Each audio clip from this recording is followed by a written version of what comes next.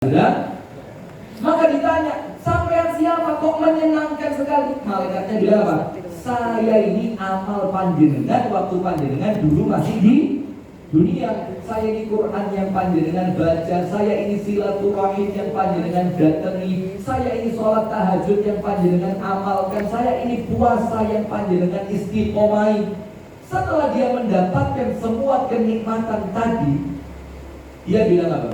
Penghuni kubur tadi, Rabbi aqimis sa'ah. Ini hadisnya Bukhari. Ya Allah, mudah-mudahan kiamatnya cepat. Kenapa dia kepingin kiamatnya cepat? Karena dia yakin lawang di kuburan wis koyo ini nikmatin.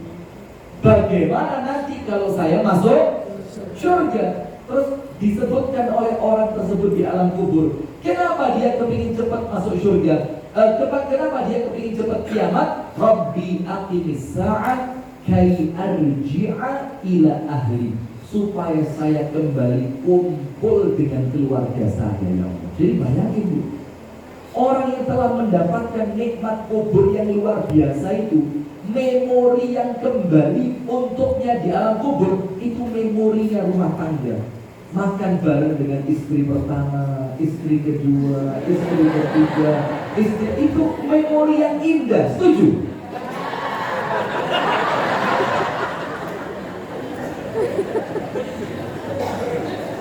Ada gak kepingin memori indah itu masuk kuburan? Gak kepingin? Lo kepingin kan? Berarti setuju kan? Saya kembali ke belakang lagi ya. Jadi memori indah dalam rumah tangga itu yang teringat, yang kembali di alam kubur, sehingga menjadikan panjenengan kepingin kumpul lagi. Maka panjenengan nikmat kubur itu gak kerasa. Teman-teman maka bilang, ya Allah dan kiamat, ya Allah kepingin balik kepada keluarga saya. Maka memori bareng keluarga itu, itulah yang indah, yang bikin panjenengan ingat di alam kubur. Maka rumah tangga itu bukan sembarangan Bu. Ijab kabul itu berapa menit sih? Kalau sudah berpengalaman ya udah sampai sama menit. Kalau sudah berpengalaman ya mobil itu nikah kalau atas sudah 5 kur. Maka yang belum berpengalaman coba dilatih Pak, perbanyak pengalamannya. Buyan dulu. Panjangan pulang di rewel sama ibu-ibu. Apa Pak? Apa buyan dulu ngajarin Ustaz ibadah. Sudah? Maka memori ijab kabul yang cuma 1 menit dan sampai itu kan cuma ngomong qabil tuh nikahaha wa tazwijaha bil mahril madhkur. Nanti saksinya bilang apa? Bilang pada sih? Sah. Bilang sah. Oke, sah. Langsung. Barakallahu laka wa baraka 'alaika wa jama'a bainakuma bi khair. Langsung itu memori yang enggak sampai 1 menit itu. Itu yang panjenengan ingat nanti di kuburan. Nah, maka sekarang kita mau sebutkan, Ustaz, terus bagaimana membentuk rumah tangga yang seperti itu? Istrinya harus berapa? Istilah kok istri terus?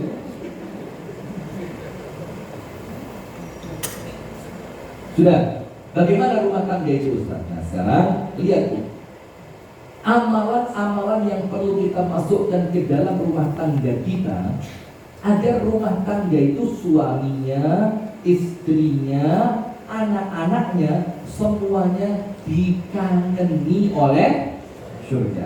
Panjenengan tulis amalan nomor 1. Amalan nomor 1. Tidak boleh tidak. Rumah tangga itu harus rumah tangga yang makmur dengan tauhid. Rumah tangga yang apa? Bertauhid kepada Allah. Sekarang saya mau tanya, kalau orang tauhidnya rusak, berarti kan syirik dia melakukan amaliyah apa? Syirik. Dan ibu-ibu tidak usah alergi dengan kata-kata syirik ya. Karena kata-kata syirik itu Bu, ngeman-ngeman panjenengan ojo sampai dilakoni supaya kita selamat dunia, selamat akhirat. Karena kalau sudah melakukan syirik, selesai urusan. Karena dosa syirik itu dosa yang oleh Allah tidak akan diampuni. Maka kalau ada penceramah mengingatkan panjenengan tentang bahayanya syirik, mengingatkan panjenengan tentang amaliyah yang berpotensi mendatangkan kesyirikan, panjenengan boten usah alergi. Opo sirak itu Wahabi gitu. Bahkan ada dibilang sekarang Musa Muhammadiyah Salafi. Dan saya ini termasuk yang tertuduh. Baru ini saya pakai batik ada logo Muhammadiyahnya. Kemarin dapat hadiah dari SMA SD Muhammadiyah Bilingual Al-Adiyah. Saya pakai langsung. Dia semakin terstempel Muhammadiyah tulen. Kalau saya pakai gamis, bungkus gamis, jenggot kandel, kopi air putih, langsung disalatin botek. Nyusupin, ini penyusup di Muhammadiyah ini. Padahal kalau kalian tahu, kami itu di Malang sudah keluarga yang dikenal Muhammadiyah bahkan sejak zaman dulu. Tidak ada. Kemudian orang itu mencurigai kami salafi di Muhammadiyah, itu tidak ada. Kalau di Malang nih, cuma kalau keluar Malang memang karena sebagian belum kenal sehingga merasa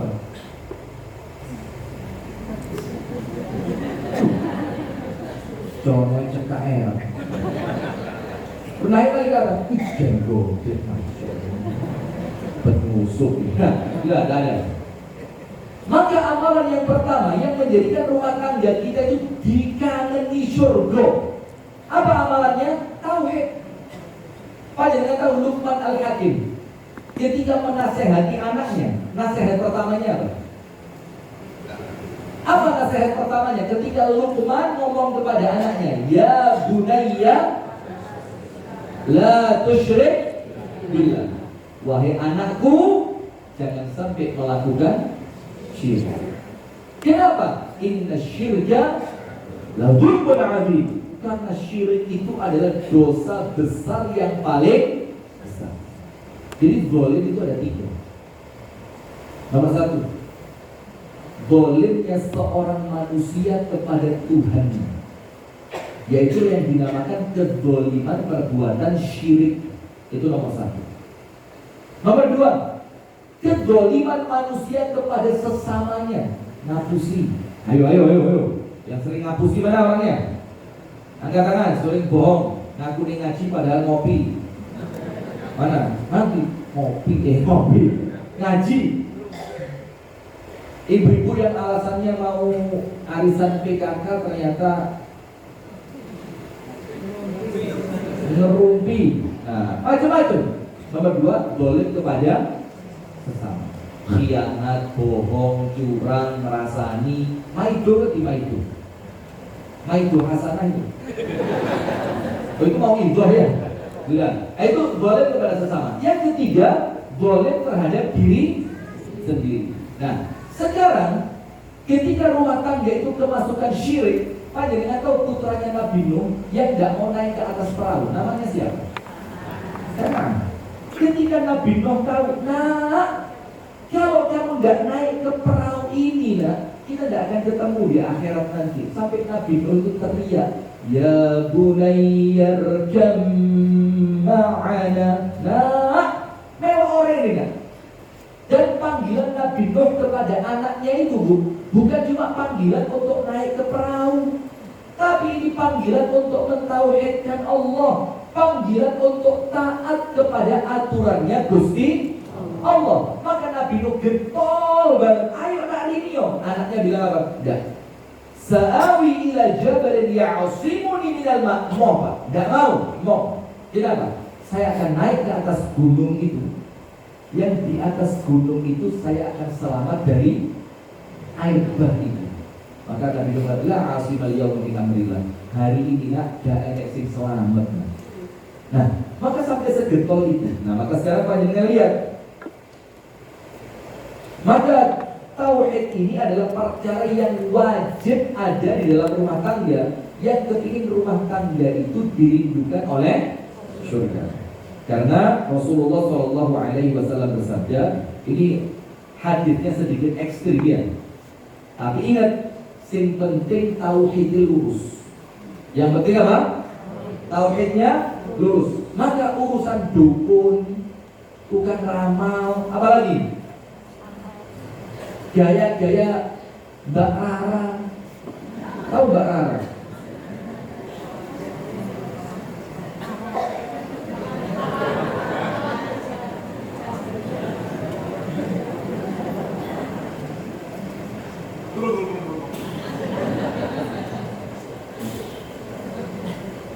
Nah, perkara yang model-model begitu Bu, penglaris, gantung jimat di pintu rumah.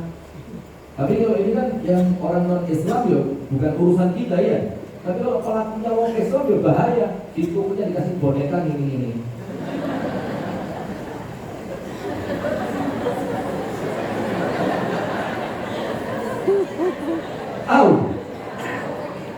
Nah itu kan dianggap apa? Penglaris. Kalau pelakunya orang-orang non Islam gitu, lakum dinukum. Lah kok tokonya orang Islam gak begini?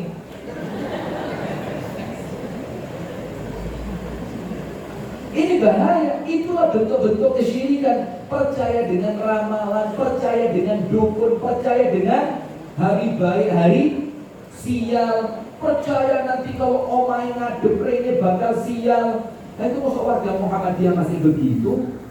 Nah itulah bentuk-bentuk kesyirikan yang tidak boleh ada dalam rumah tangga kita. Anaknya kaki ujian, Pak kaki ujian, gak wajar nih, kalau ini kulkan mulut.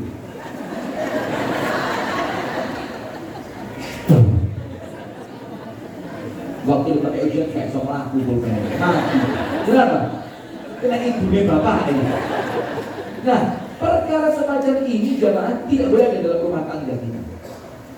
Jangan sampai kemasukan perkara-perkara yang mengarah pada perbuatan syirik. Anaknya diingetin, gak boleh kayak minum itu, gak boleh percaya pada ramalan. Istriku jangan pakai ajian apa? Yang suami biar gak berpindah hati itu ajiannya apa? Jangan goyang atau istri yang goyang? Masya Allah, Semar mendorong mesem. Nah itu sudah, nggak boleh, itu kesyirikan semuanya itu. Maka ketika istri itu kepingin senantiasa dipandang cantik oleh suaminya, nggak perlu pakai ajian-ajian pelet-pelet. Itu ameh itu sudah, nggak perlu, itu syirik. Rasulullah bersabda, Atani atin min Rabbi fa'akhbarani aw qala basyarani annahu man mata min ummati la yushriku billahi syai'a dakhala al-jannah.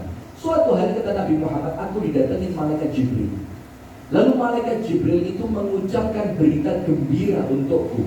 Apa berita gembiranya? Wahai Muhammad, ojo bingung, ojo sedih. Kenapa? Siapapun dari umatmu, umatnya Kanjeng Nabi Muhammad, yang wafat tidak pernah melampaui syirik, tidak pernah melakukan syirik, dakhalal jannah, tempatnya surga. Nabi Muhammad masih kurang puas, maka Nabi Muhammad mengatakan, kaifa wa in zana wa in saraq. Jibril, bagaimana kalau mereka yang tidak pernah syirik itu tapi pernah melakukan dosa-dosa yang lain? Kata Jibril apa? Walaupun dia melakukan dosa yang lain, yang penting jangan sampai dosa syirik. Maka dalam hadis Mu'adz bin Jabal, Rasulullah kan ditanya. Rasulullah tanya sama Mu'adz, Mu'adz, tahu gak kamu apa haknya Allah yang wajib ditunaikan manusia? Dan apa haknya manusia yang wajib ditunaikan oleh Allah? Mu'adz bilang apa? Allah dan Rasulnya yang lebih tahu. Kata Rasulullah begini, Mu'adz, haknya Allah yang wajib dilakoni oleh manusia, menungso. Apa itu? An ya'buduhu wa la yusyriku bihi syai'an. Ibadahlah ikhlas, lurus, tauhid hanya untuk Allah dan jangan melakukan syirik. Itu haknya Allah. Wes, pokok panjenengan gak syirik, selesai tugas panjenengan terhadap Allah. Terus apa haknya manusia yang wajib ditunaikan oleh Allah? Haknya manusia adalah Allah tidak akan mengazab mereka. Kalau tidak mengazab berarti kan tidak dimasukkan ke dalam neraka. Kalau tidak masuk neraka berarti masuk mana? Surga. Selama mereka tidak syirik kepada Allah. Jadi kalau panjenengan tidak tahu syirik, selesai urusan. Dan mungkin diazab mulai alam kubur sampai bangkit di padang mahsyar, sampai panjenengan tidak akan diazab, dimasukkan ke dalam api. Maka nomor satu, jangan syirik. Itu harus jadi pedoman di dalam rumah tangga. Nomor dua, rumah tangga yang dikangeni oleh surga adalah rumah tangga yang tegak di dalamnya sholat 5 waktu. Jangan ngomong Anda kepingin masuk surga, kepingin dirindukan oleh surga, lah kok kemudian ada anaknya gak sholat, atau bahkan suaminya tidak sholat, atau bahkan istrinya gak sholat. Oh, gak bisa ini. Bagaimana rumah tangga itu dikangeni surga, sementara sholat yang amalan paling pertama dihisab saja dia sudah gak beres. Nah, maka kalau rumah tangga kita kepingin rumah tangga yang dikangeni surga, jadikan semua anggota rumah tangga itu orang yang ganti marang sholat. Ganti dong. Perhatian pentingnya urusan sholat. Makanya Nabi Muhammad ketika di rumahnya ada keponakan istrinya yang masih kecil. Nabi Muhammad pulang sholat zuhur, lalu anak kecil ini masih tidur. Nabi Muhammad tanya, as-sallal gulam, istriku, apakah anak kecil ini sudah sholat? Istrinya Nabi Muhammad bilang apa? Ya Rasulullah, dia masih kecil, umurnya baru 7 tahun. Tapi dia, karena Rasul kepingin rumah tangga yang beliau bangun adalah rumah tangga yang dikangeni surga, itu langsung diingatkan. Apa kata Rasulullah? Muru auladakum bis-salati wa hum abna'u 7 sinin. Perintahkan anakmu sholat ketika umurnya sampai 7. Bayangin, saya mau tanya ibu-ibu, 7 tahun itu sudah balik atau belum? Belum. Kalau belum balik kan berarti tidak ada kewajiban. Kenapa kok sudah disuruh sholat? Nah, karena kita ingin menjadikan sholat itu sesuatu yang yang mereka telah terbiasa melakukannya semenjak mereka kecil. Disuruh sholat terus perempuan. Sholatnya yang afdol di masjid apa di rumah? Di rumah. Kenapa kok afdolnya di rumah? Bebas gangguan. Jadi Anda menghina para laki-laki Anda. Terus suami, Rasul katakan apa? Jadikan sebagian sholat kalian di rumah kalian. Maksudnya sholat sunnah. Pertanyaannya, kenapa kok disuruh di rumah itu ada sholat? Anak kecil disuruh perintah sholat, umurnya sampai 10 gak gelap sholat disuruh. Tapi pukulannya pukulan yang mendidik, suruh mukul. Suami disuruh menjadikan sholat sunnahnya di mana? Di rumah. Istri disuruh sholat di rumah, supaya rumah itu terang dengan cahaya sholat. Was-sholatu nur. Sholat itu apa? Cahaya. Suaminya sholat, istrinya sholat, anaknya pun terbiasa istiqomah sholat. Apa yang terjadi? Dirindukan surga itu rumah tangga. Karena rumah tangganya penuh dengan ibadah yang namanya sholat. Sekarang perhatikan hadisnya Rasulullah SAW bersabda, "Khamsu shalawatin katabahunna Allahu 'alal ibad." 5 waktu salat yang Allah wajibkan. Faman jaa bihinna lam yudayyi minhunna syai'an istighfafan bihinna. Barang siapa mendatangi salat dengan penuh keseriusan, tidak pernah meremehkan ibadah yang namanya salat, apa yang terjadi? Kana lahu 'indallah jazakallahu khairan. Kana lahu 'indallahi, maka untuk dia yang sholatnya genah di dalam rumah tadi, yang tidak pernah diremehkan, waktunya tepat, sholatnya serius, sholat dijadikan perkara yang paling utama di dalam rumah tangga itu, apa yang terjadi? Maka dia mendapatkan perjanjian dengan Allah. Apa perjanjiannya? Ahdun an yudkhilahul jannah. Allah pasti memasukkan mereka ke dalam surga. Bayangin, orangnya masih di dunia, Allah sudah berjanji kalian bakal masuk surga. Syaratnya apa?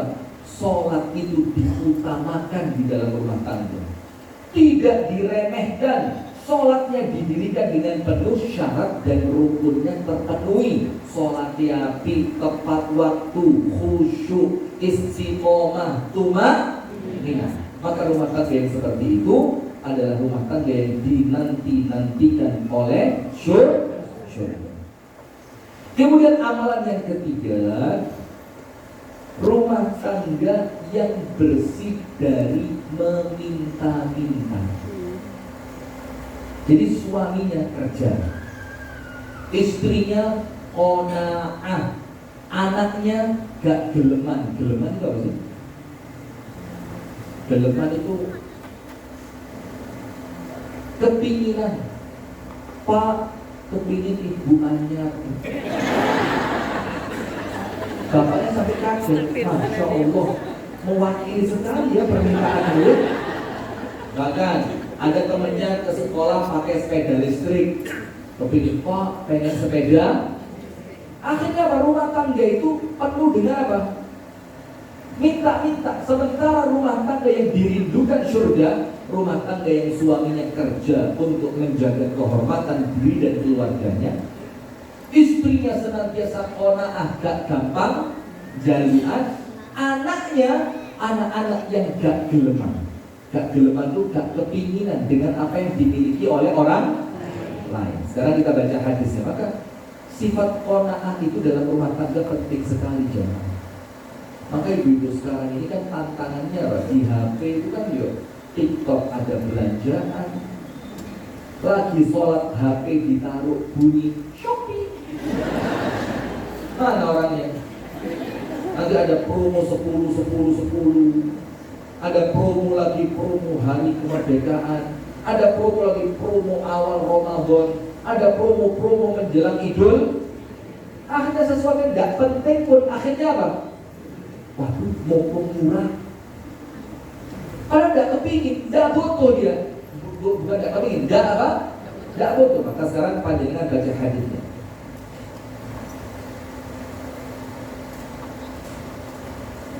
Rasulullah SAW bersabda kepada para sahabatnya, "Man yataqabbal li biwahidatin ataqabbal lahu bil jannah." Barang siapa yang menerima satu perkara ini dariku, maka aku terima dia menjadi penghuni surga. Jadi barang siapa menerima satu perkara ini dari Kanjeng Nabi Muhammad, artinya komit dengan perkara ini, maka Rasulullah berkomitmen dia akan dijamin masuk surga. Ini kalau masuk ke rumah tangga bagus. Apa itu?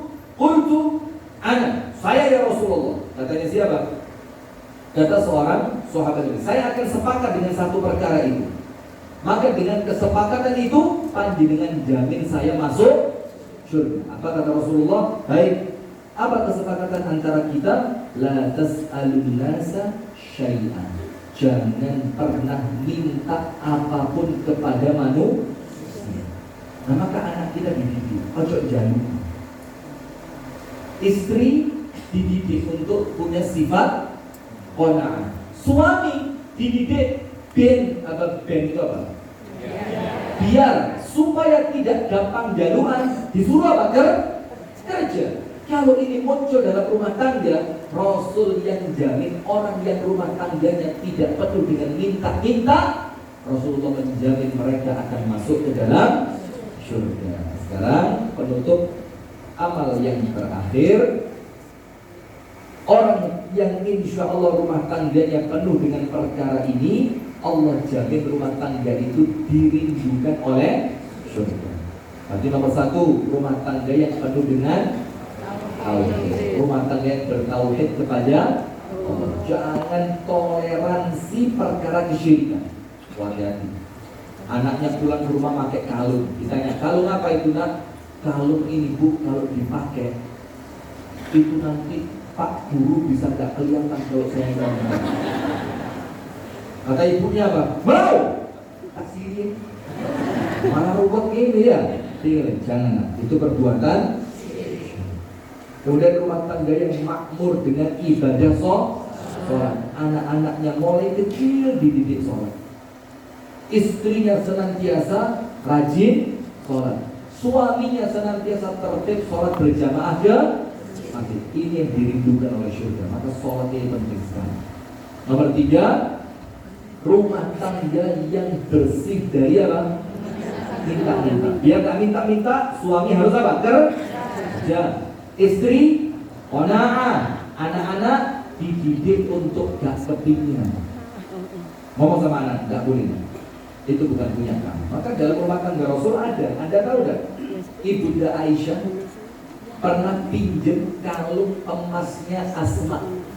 Asma itu kakaknya Ibunda Aisyah, satu bapak beda ibu. Dari zaman dulu beda ibu itu biasa. Maka perkara-perkara seperti ini yo, ayo bismillah. Kamu kok jadi takut saya? Sudah lanjut. Maka Ibunda Aisyah itu pinjam kalung. Pinjam apa? Kalung. Rasulullah lihat, wih bagus kalungnya, kata Rasul. Terus Rasul bilang apa? Tapi lebih bagus kalau kamu kembalikan sama yang punya. Konangan itu kalau kalung apa? Rasul bilang kembalikan kepada yang punya. Dalam cerita yang lain, Ibunda Aisyah itu dapat kasur ada dipannya dari tetangga kaum Ansor. Rasulullah ketika masuk ke kamarnya, wih, kok jadi seperti ini istri saya? Rasul tanya, dari mana? Tetangga Ansor ngasih ini untuk kamu. Kata Rasulullah, Rubi, pulangi, balik no. Ibunda Aisyah nggak mau, udah ya. Saya senang ini ada di rumah saya senang ini. Rasulullah bilang, enggak Aisyah, pulangi. Karena kita bukan dunia, tapi kita akhirat. Dididik konangan. Maka jangan dididik sing geleman, galungan, kepinginan. Sudah, tidak usah khawatir. Dunia itu tidak akan rusak kalau panjenengan tidak punya jilbab yang warnanya lengkap. Mejiku, biru. Sekarang bukan cuma itu, Tosca, Burgundy. Warna-warna yang kita tidak pernah kenal, Pak. Kita tuh tidak ngerti Tosca itu apa. Kita ngerti Tosca itu Tosca. Ibu ngerti Tosca itu warna apa? Burgundy. Hijau army. Kalau seperti itu, Bu, surga itu ngelihat panjenengan, yalah, wis seneng dulu, ora usah seneng di akhirat jarene ya. Maka surga itu akan merindukan orang-orang yang ketika di dunia itu ngempet. Terakhir, penutup. Amalnya ada 3, tapi ini rangkaian, jangan dipisah. Ada berapa? 3, tapi ini apa? Rangkaian. Yang 3 amal ini ketika ada di dalam rumah tangga panjenengan, maka Rasul bilang apa? Tidaklah 3 perkara ini terkumpul kecuali orang yang kalau mati pasti tempatnya di surga. Makanya dulu amal, tidak mungkin surga tanpa amal, itu tidak mungkin. Rasulullah bersabda, suatu hari di suatu sore menjelang maghrib itu Rasulullah duduk bersama sahabat. Terus Rasulullah tanya, man asbaha minkumul yawma sha'iman? Siapa yang hari ini di antara kalian puasa? Siapa yang? Maka kalau kepingin rumah tangganya, rumah tangga jadi bukan surga, anak-anak itu mulai kecil dididik poso. Saya punya pengajian di Kediri, di pimpinan cabang Muhammadiyah Ngadiluit Kediri. Jadi Kediri bagian selatan. Itu kajian saya setiap hari Kamis di sana. Dan ada seorang ibu bareng anaknya. Dan saya udah ngaji udah lama, udah 8 tahun lebih. Dan saya ketemu anak kecil itu mulai pertama saya ngaji di sana. Itu setiap saya ngaji menjelang maghrib, itu kan ngajinya dari maghrib sampai isya. Itu nanti kalau pas azan, itu ibunya buka rantang. Dibuka rantangnya, terus anaknya disuguhi makan. Saya tanya, puasa? Iya Ustaz. Dan sampai terakhir saya ngaji di sana, masih ketemu ibu dan anak yang sama. Itu istiqomah poso. Masya Allah. Dan yang ngajak ibunya dituntun ke masjid, dibawain bekal dari rumah, nanti buka puasanya di Masya Allah. Ini loh yang model-model begini, surga itu kangen. Rasulullah tanya, siapa di antara kalian yang hari ini sedang puasa? Siapa yang angkat tangan? Abu Bakar. Warafa'a Abu Bakr wa qala ana ya Rasulullah, saya ya Rasul. Rasulullah tanya lagi, faman tabi'a minkum al-yawma janazatan? Siapa yang hari ini sudah mengantarkan jenazah? Artinya yo takziah. Apa? Takziah. Ternyata yang angkat tangan siapa? Abu Bakar. Saya ya Rasulullah hari ini sudah mengantarkan jenazah. Nomor 3, man at'ama minkumul yawma miskinan. Siapa yang hari ini sudah memberi makan kepada orang miskin? Abu Bakar angkat tangan, saya ya Rasul. Terakhir Rasul tanya, man ada minkumul yawma maridun. Siapa yang hari ini di antara kalian menjenguk orang sakit? Abu Bakar angkat tangan, saya ya Rasul. Poso, nganter jenazah, ngasih makan orang miskin, menjenguk orang sakit. Rasulullah mengatakan, majtama'na fi imri'in illa dakhalal jannah. Tidaklah 4 perkara ini terkumpul dalam diri seorang manusia. Kalau kita ngomong rumah tangga, berarti tidaklah 4 perkara ini ada dalam rumah tangga seorang muslim, kecuali pasti kalau dia mati tempatnya di surga. Nah, maka di rumah tangga kita 4 perkara ini dilazimkan. Istiqomah dan puasa. Anak-anak dilatih puasa, entah Senin Kemis, entah puasa Ayyamul Bid. Ayyamul Bid itu tanggal berapa? 13, 14, 15. Dilatih poso. Karena anak itu yang digugu sama ditiru siapa? Orang tuanya. Dibangunin, nak, ini Ayyamul Bid, nak, ayo puasa, nak, minimal sehari, sebulan 3 hari. Yang kedua, biasakan anak panjenengan itu senang berbagi. Kalau panjenengan masak bekal buat anak panjenengan dan di sekolahan yang tidak ada makan, sekarang ada makan siang gratis. Matur suwun Pak Prabowo. Jadi Pak Jokowi saya matur suwun, Pak Prabowo saya juga matur suwun.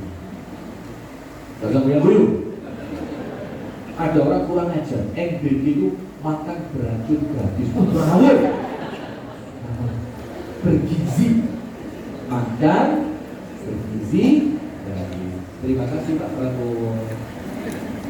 Sudah, biasakan berbagi. Ketika Anda bikin bekal, Anda bikinkan satu lagi. Nah, ini nanti kamu kasihkan temanku yang tidak punya makan siang. Ngasih makan orang miskin, walaupun tidak harus orang miskin, kan jadiin orang. Nomor 3, kalau ada jenazah, jangan sampai males takziah. Dan yang terakhir, kalau ada orang sakit, rumah itu dibiasakan apa? Menjenguk. Diajak istrinya, diajak anaknya, sering-sering menjenguk orang sakit. Kalau 4 perkara ini kumpul di rumah tangga panjenengan, maka rumah tangga itu akan menjadi rumah tangga yang dikagumi oleh surga. Sebenarnya amalannya tidak ada 11. Tadi saya pilihkan yang aplikatif keseharian. Maka ingat nomor 1, bismillah. Jaga rumah tangga kita jangan sampai kemasukan syirik.